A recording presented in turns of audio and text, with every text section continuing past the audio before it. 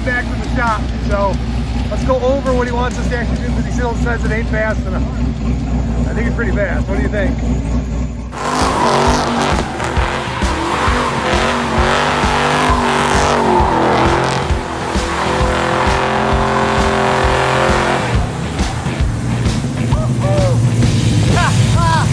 Man, it's just a cool car. Wait till you see what I'm gonna do to it. It ain't even fast yet, baby.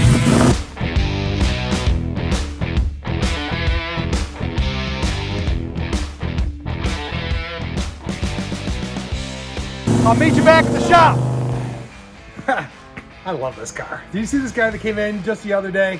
And he's like, hey, can we do some burnouts? I'm like, why do you want to do that? He goes, because you're replacing my rims, my tires, and making it a wide body car. I'm like, that's good thinking. I got a lot. I got a place we could go do that. So we went over there and ripped it up a little bit.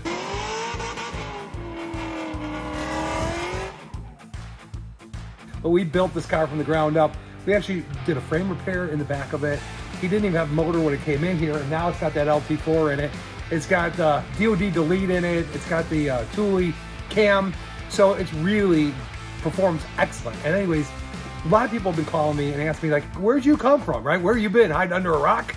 So I took the time this week to actually go back a little bit in time and show you some of the cool builds. We built a lot of Chevelles, but there's also a lot of other cool builds. I'm just gonna do like a little bit of a highlight reel so you can see the work and the building that we've done. On top of that, it's about the car lifestyle. How do you hook together building the cool cars and building families, relationships? I say people come in as customers, but they leave as friends. They got my cell number, and we stay in contact together. Still to this day, I got people all over the country that moved away even with our cars. They did move away from Illinois for some reason. Go figure. Anyways, I hope you enjoyed this episode. It is cool. It is rocking. We're gonna hop back to my Chevelle real quick because I'm ripping that thing up at the same time. But man, you're gonna really like what you're gonna see on this one. This Fury was a big learning experience for me. A 1960 Fury came in. Guy's name is Dwayne. He lives on the Iowa-Illinois border, and he wanted me to do this car. So we brought it in, and we figured out this, and we figured out that, and I really wanted to make it something special for him. We actually cut the frame when it was on a chassis jig to actually land in there that tubular upper and lower control arms and a set of QA1s to hold the front of that car.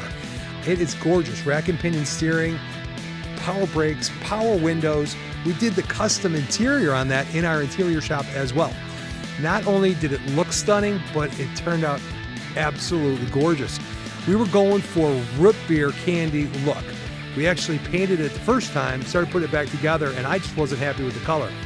The customer came out and took a look at it and said, it's okay. And I said, no, it's not. I literally ripped it back apart and reshot it in that gorgeous root beer color. It is a sweet Melissa. This is one good looking car, ain't it? 1966 Chevelle, 396, 4-speed.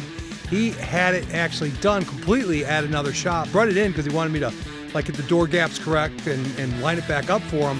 And after looking at it real deep, we realized that there'd been a lot of work on this car that was not done very well. So I told him I really can't help him or fix it. And the guy's name's Joe.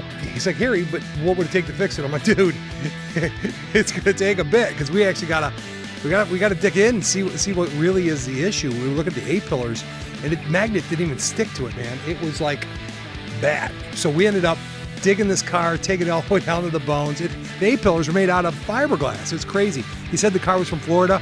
Oh my God, dude. Maybe it drove through Florida, but it sure didn't live there for long. Whew.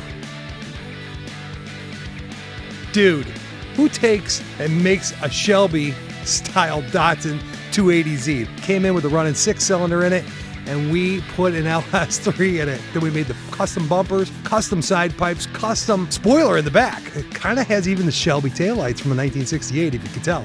Cool stuff. Way cool. I talk about the car lifestyle a lot. This guy's name is Daryl. Daryl and I have been friends for 30 stinking years.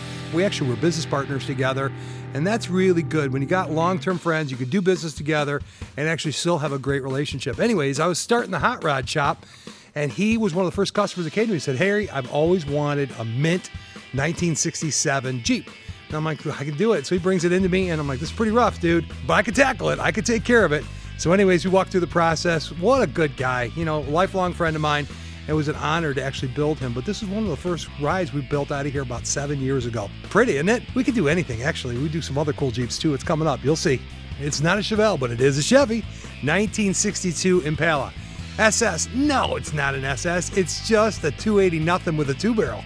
So I wanted to hop it up, put overdrive transmission and everything else. And the guy's name was Bibbs.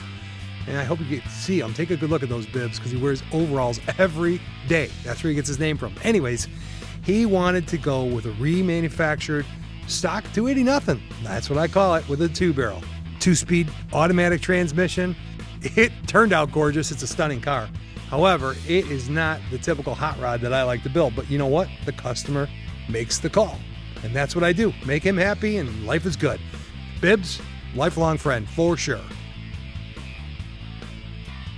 Another Marina Blue Chevelle. What's up with us? Yes, we do more cars than just Chevelles. This guy's name was Jim. He brought it into us. And again, alignment issues. And this one was a pretty darn nice car. We really just stripped it and reshot it for him. We put a bunch of new trim work on it. I used to tease him because I said the paint runs better than your motor, but we got that motor rocking.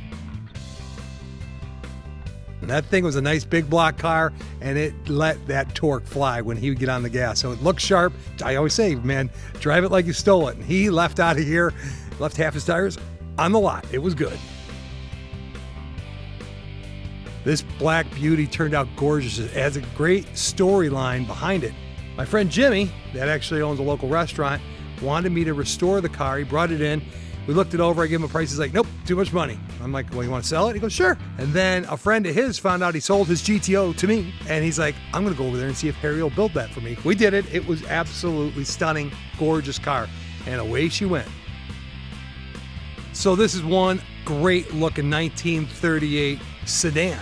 Guy bought it with his milk money as a little boy. His name's Tom. He had been saving up parts for 20 years. So he came in with a truckload of parts and a spreadsheet. We had to go through each one of the parts that he had, get them all lined up. And it was so funny. It was so old, some of them, they were just totally obsolescent. It was a cool ride. And we had a good time building that car for Tom. We called it the 38 Special. My nickname for that car was Blue Money because he blew a lot of money on that car. It's cool. Don't you love 69 Chevelles? I actually found this car in the North Woods of Wisconsin and drove it all the way home with mouse poop all over the place flying around the car. I actually got it back here and ended up building it for a local radio station, and they gave it away as a rockin' ride. I got to paint it Hugger Orange, is one of my favorites. Put a black vinyl top on it, made that thing run sweet and beautiful, and they gave it away. Actually, the guy's name is Gary. He still owns it, stops by once in a while. How cool is that?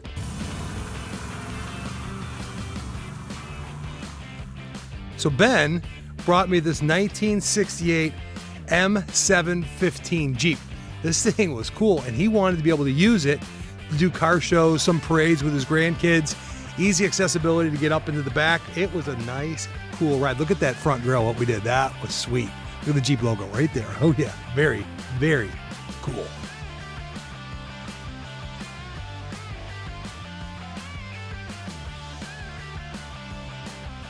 All right, have you ever heard the song Mr. Blue Sky by ELO? This car is what I imagine they were thinking about when they wrote that song. I love this car. Again, another full restoration, rebuilt the motor, air conditioning, power steering, power brakes. I think we even put power windows on it for Chris. The car is actually stunning. He stops by every year. We go through it, give him some service, look it over. It's got the QA1s front and rear, upper and lower control arms. Very, very nice stuff.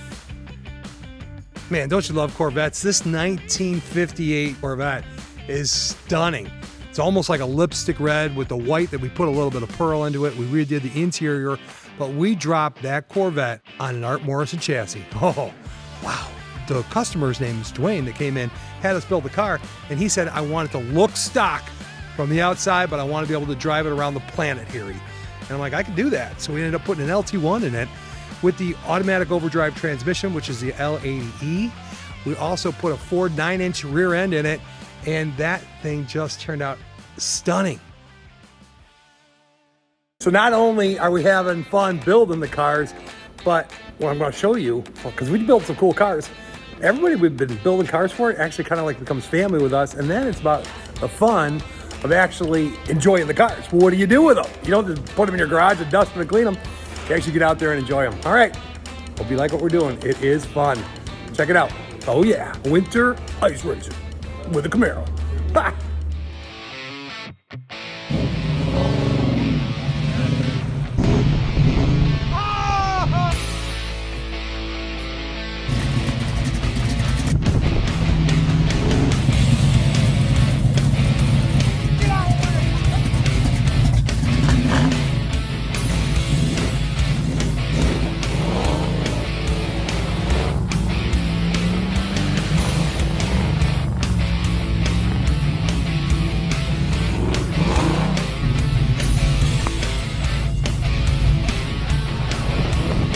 How you get use out of your muscle car during the winter.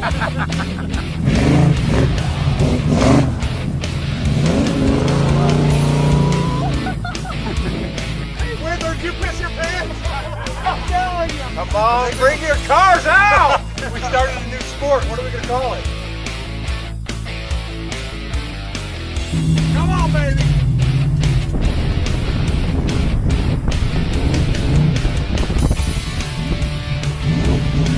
We're out here because we can't do burnouts in our lot no more.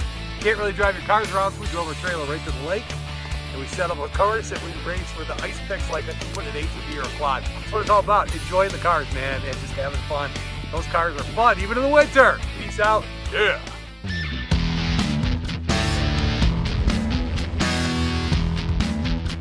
Oh, it's $200 cash prize in the winner.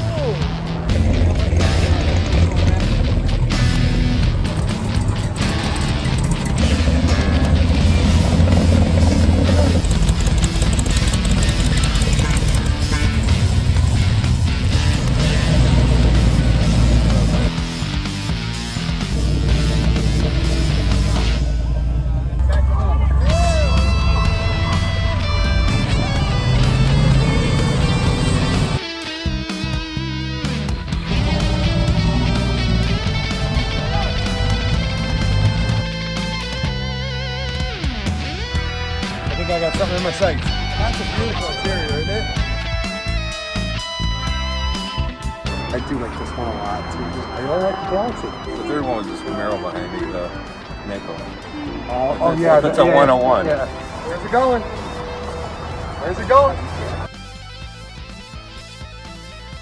Alright, tell me about the car. A couple modifications done. It's all top. Little stock engine. Yeah, No, just a Hellcat swap in it. 60 manual transmission. What do you got for suspension? It's a factory base torsion bar suspension, but it's all tubular control arms, big sway bars front rear. Pretty crazy. Did you do it yourself? I did it myself. Really? I used to do this for a living for like a decade. Long since retired, but You want a job? yourself? Okay. You win. Congratulations, it's a beautiful car. Oh, it's a $200 cash prize for the winner. Oh, Dude, with the money he spent on that car, he Congrats. needs it. nice. You're welcome.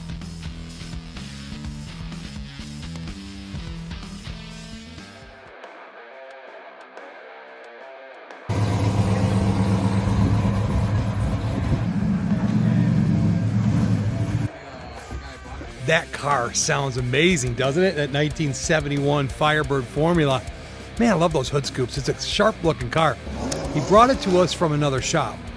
He actually bought the LT4 motor and he had it at the other shop and the guy did absolutely nothing to it. He got really frustrated, ended up pulling his car out of that shop and brought it to us. There was just a big hole in the in the bottom of the car where the motor was supposed to go and the trans was supposed to be.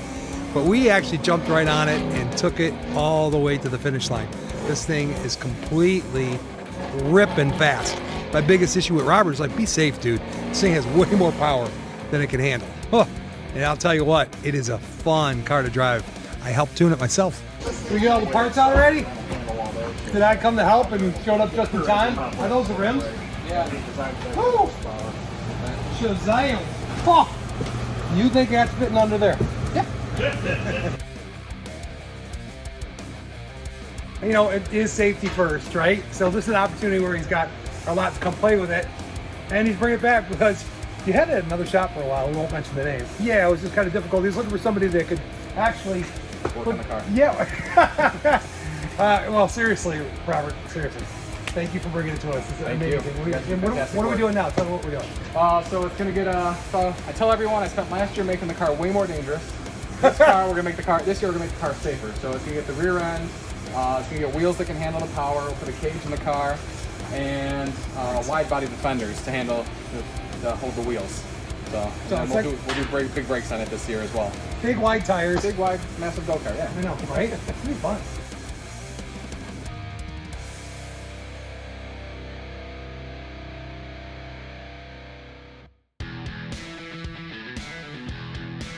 This beauty right here is technically my number one car, but it's really not. It's actually zero car. It had no power steering, no power brakes, and it was a tuxedo black, white stripe. And you know I love Chevelles. I bought it, I drove it home 4.5 miles. It was awful. You know, it had a 4-speed in it, way too low of a gear. I literally brought it right back to the shop. I'm like, that was disappointing, right? And that was the beginning of me building my first Chevelles. I'm talking about Chevelle for me, just gonna do what I want to do other than building cars for other people, right? So we started ripping into it and decided to go with a 6-speed transmission, an LS platform motor, and I had a customer of mine come in and want to buy the car from me. I'm like, no, dude, this one's for me. You know, thanks, but no thanks, right? And he's like, just give me the I don't want to sell it price. So I give him a price that I didn't want to sell it at. A day later, he calls me back and says, I'll take it. I'm like, crap. That is not what I wanted to do. So I ended up finishing this one for him. So it's my zero car. But the 69, that one's staying in the herd. If you're interested in Chevelles, you just gotta give me a call, 260 Hotrods.